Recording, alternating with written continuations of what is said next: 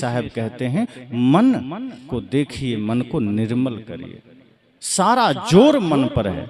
सदगुरु कबीर ने इसलिए मन को कहा है और सभी संतों ने मन पर जोर दिया कि मन ही तो समस्या पैदा करता है, मन ही तो विवाद पैदा करता है।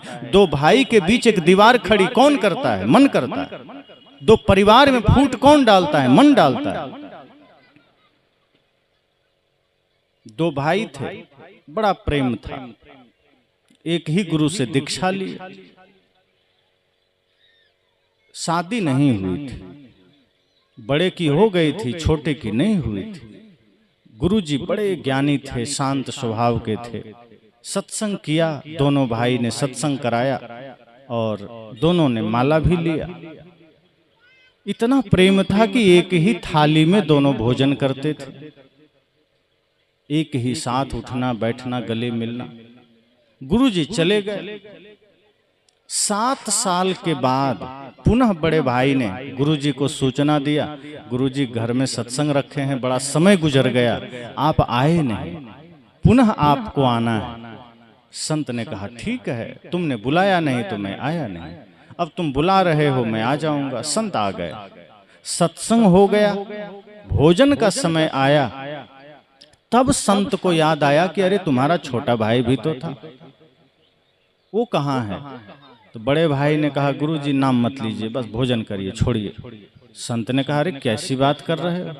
जब मैं यहाँ था तुम्हारे पास 7 साल पहले तो दोनों एक साथ तुमने दीक्षा लिया था, एक साथ सत्संग में मेहनत किया था, एक साथ तुम सब काम किए थे।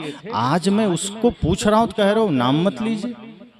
उसने कहा हाँ बस आप भोजन करिए, रहने दीजिए, नाम मत लीजिए। संत ने कहा वो रहता कहाँ है ये तो बताओ, है कहाँ? कहा वो सामने ही पड़ोस में घर बनाया, वहीं रहता है।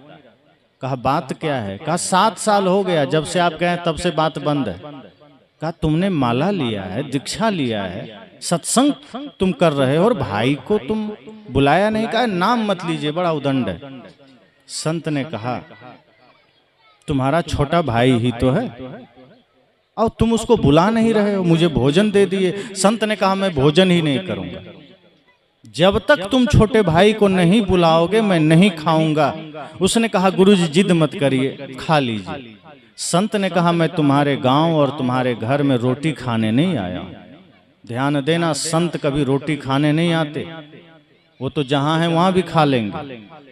संत के आने का अर्थ इतना ही होता है कि दो टूटा हुआ दिल एक हो जाए, दो टूटा हुआ परिवार एक हो जाए, दो टूटा हुआ समाज एक हो जाए। संत ने कहा मेरा आना रोटी के लिए नहीं, तुम्हें एक करने के लिए हुआ है। अगर किसी कारण से, किसी विचार से, किसी मानसिकता से तुम दोनों भाई में कोई दीवार खड़ी हो गई है, मैं उस दीवार को गिराए बिना एक अन्न नहीं ले सकता।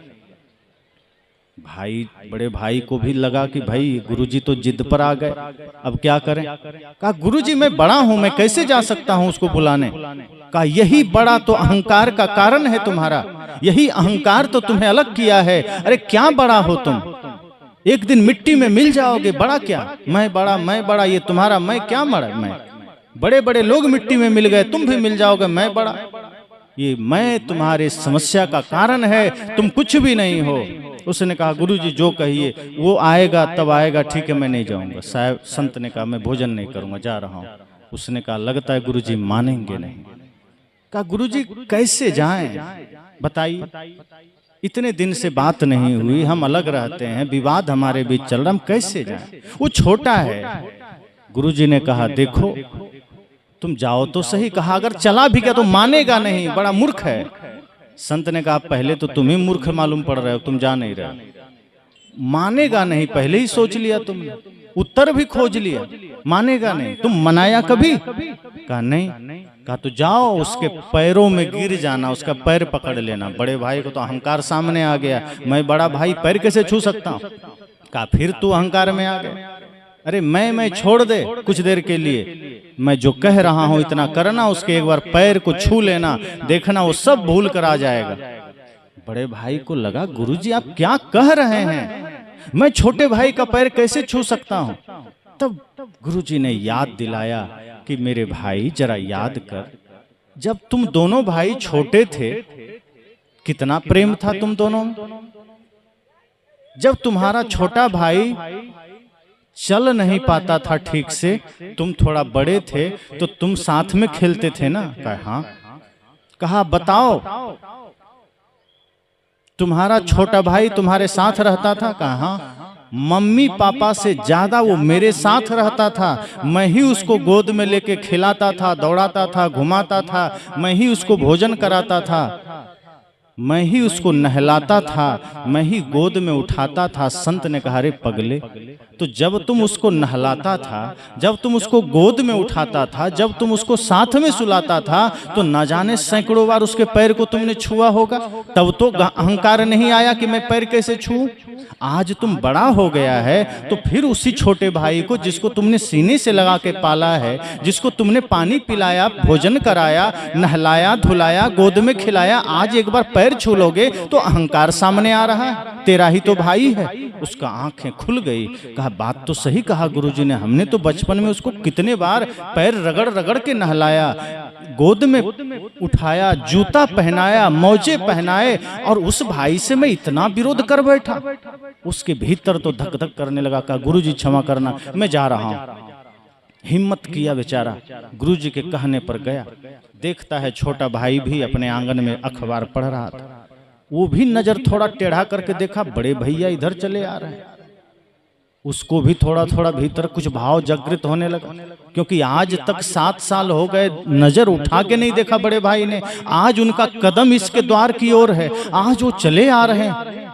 छोटे भाई को लगा ये हो क्या रहा है, सूरज पूरब में बदल करके पश्चिम में उगने लगा, ये दिन में ऐसा माजरा क्या है। सोचते सोचते बड़ा भाई निकट आ गया। छोटे भाई को रहा नहीं गया। जो एक ही माँ बाप के संतान होते हैं ना, तो कितना भी बैर कर लें, हृदय दोनों का धड़कने लगता है। एक ही होता है, वो एक ही, अलग नहीं था। वो जैसे ही बड़ा भाई भाव में आया, छोटे भाई भी खड़े हो गए और ये भी भाव से भर गया। और जैसे ही बड़ा भाई निकट आया, दौड़कर छोटे भाई का पैर में झुकना ही चाहता था कि उससे पहले छोटा भाई बड़े भाई के पैर में गिर पड़ा और रोने लगा।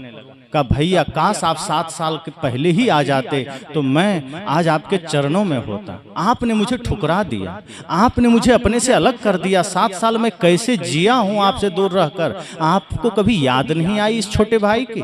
कितनी पीड़ा सहा है मैंने। आपको जब भी मैं देखता था मेरी आंखें भर जाती थी, दिल भर जाता था, और आपने कभी मुझे देखा नहीं। आज आप कृपा कर दिए, मैं धन्य हो गया। बड़े भाई ने रोते रोते छोटे भाई को उठाया, गले से लगाया, कहा छोटे अब मत रुला। सारे दुख दर्द मिट गए, सारे मन के क्लेश मिट गए, मन की सारी पीड़ाएं मिट गई। दोनों ने एक दूसरे को गले से लगाया, आधे घंटे गले से लगाए रखे, दोनों के आंसू बह चले। और आंसू के साथ साथ सारी शिकायतें बह गई, सारी पीड़ाएं बह गई। और फिर हाथ पकड़ते हुए बड़े भाई ने छोटे भाई को साथ लिया, गुरुजी के पास लाए, दोनों सिर झुकाए और दोनों भाई ने कहा गुरुजी आप ना आते तो ना जाने हम अपने छोटे भाई से कितना दूर होते। जिस एक ही माँ बाप से हम दोनों ने जन्म लिया, छोटे से स्वार्थ और अहंकार के कारण मैंने अपने इस छोटे भाई को त्याग दिया। संत ने कहा इसलिए तो मेरा आना हुआ, क्योंकि तुम राम की पूजा तो करते हो लेकिन राम को मानते नहीं हो। अरे पगले, याद कर उस भगवान राम को जिसे तुमने पूजा है, जिसके मंदिर में तुम जाते हो। वो अपने भाई के लिए गद्दी छोड़ दिए, अपने भाई के लिए अयोध्या छोड़ दिए, तुम 1 इंच जमीन नहीं छोड़ सकते। गुरुजी ने कहा दुनिया में सब कुछ मिल जाएगा, भाई नहीं मिलेगा, माता पिता नहीं मिलेंगे। उनसे कभी बैर मत करना, कभी उनसे विद्रोह मत करना। जिस राम की तुम पूजा करते हो, जिनके मंदिर तुम जाते हो, जिस रामायण का तुम पाठ करते हो, जरा याद करो उनको। जब राजगद्दी की बात आई और माता कैकेयी ने कहा भरत को राजगद्दी होनी है, राम जी बड़े खुश हुए, दुखी नहीं हुए।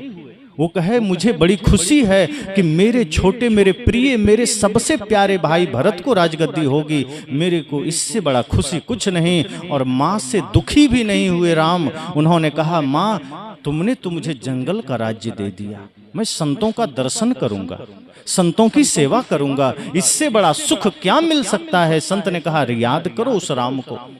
मैं अक्सर इसमें एक प्रसंग सुनाया करता हूं। राम जी से लोगों ने कहा कि हे राम जी, आपको पूरी दुनिया भजती है, आपका नाम लेती है, आपके पीछे भागती है, कोई ऐसा है जिसको आप भजते हैं? पूरी दुनिया राम का भजन करती है। राम से लोगों ने कहा, आप किसको भजते हैं? तो जानते हैं राम जी ने क्या कहा? भरत सरिस को राम सनेही, जग जप राम राम जप जेही। राम जी ने कहा, भरत से प्यारा मुझे दूसरा कौन हो सकता है? ये दुनिया के लोग मुझे भजते हैं, लेकिन मैं राम अपने प्यारे छोटे भाई भरत को भजता हूँ। और भरत की महानता देखिए, चित्रकूट में जाते हैं, कहते हैं भैया मेरी माँ की गलती की सजा मुझे क्यों दे रहे हैं? मुझे तो अपने चरणों से वंचित मत करिए। राम ने त्याग किया तो भरत ने कितना बड़ा त्याग किया। उन्होंने कहा, प्रभु मैं तो आपका दास हूँ, छोटे भाई भी नहीं, मैं दास हूं, मुझे चरणों से अलग मत करिए। वो सिंहासन पर ये भरत बैठेगा मतलब मृत्यु आ जाए, आपके सिंहासन पर मैं चरण कैसे रख दूं? राम ने कहा, ये मेरा आदेश है, तुम्हें जाना पड़ेगा।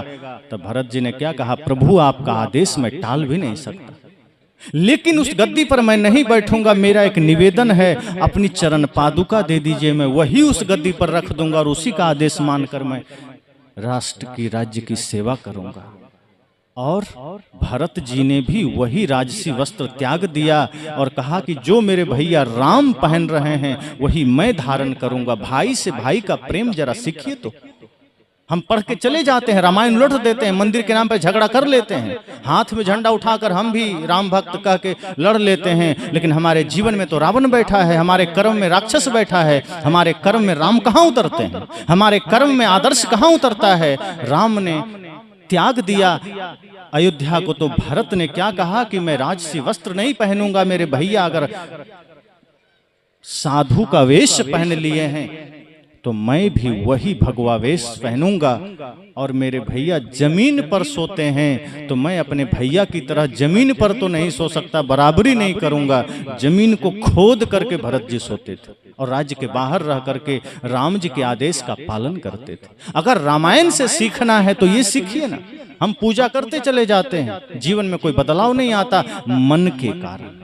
जिस दिन मन सही हो जाएगा, भाई से भाई का झगड़ा मिट जाएगा। संत ने कहा, तुम्हारा मन पापी था, भाई को तुमने दूर कर दिया। तुम्हारा मन पापी है, तुम परिवार में फूट डालते हो, तुम स्वार्थ पाल लेते हो, ये मन के ही कारण। और मन तुम्हारा गंदा है तो परिवार टूटता है, मन गंदा है तो समाज टूटता है, मन गंदा है तो राष्ट्र टूटता है। जिस दिन मन पवित्र हो जाएगा, हर घर स्वर्ग बनेगा।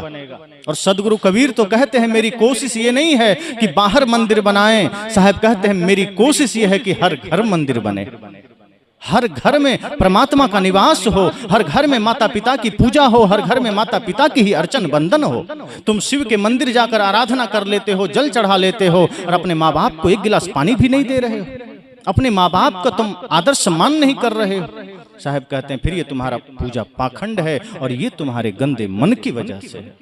जिस दिन मन तुम्हारा पवित्र हो जाएगा उसी दिन मन तीर्थ बन जाएगा, और जब मन तीर्थ बनेगा तो आपका घर मंदिर बन जाएगा और घर में रहने वाले देव और देवी बन जाएंगे।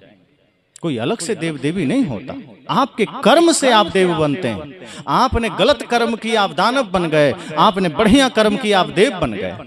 अब सोचिए कि आपको देव बनना है कि दानव बनना है। नाम जपने से देव नहीं बनेंगे, गंगा में नहाने से देव नहीं बनेंगे, अच्छे कर्म करने से देव बनेंगे।